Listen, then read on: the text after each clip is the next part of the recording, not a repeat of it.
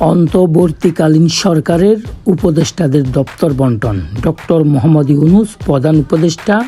১. মন্ত্রিপরিষদ বিভাগ। ২. প্রতিরক্ষা মন্ত্রণালয়। ৩. সশস্ত্র বাহিনী বিভাগ। ৪. খাদ্য মন্ত্রণালয়। ৫. ভূমি মন্ত্রণালয়। ৬. বিজ্ঞান ও প্রযুক্তি মন্ত্রণালয়। ৭.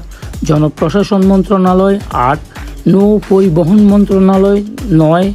মহিলা ও শিশু বিষয়ক মন্ত্রণালয়।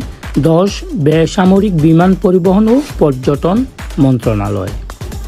সাখাওয়াত হোসেন বস্ত্র ও পাট মন্ত্রণালয়।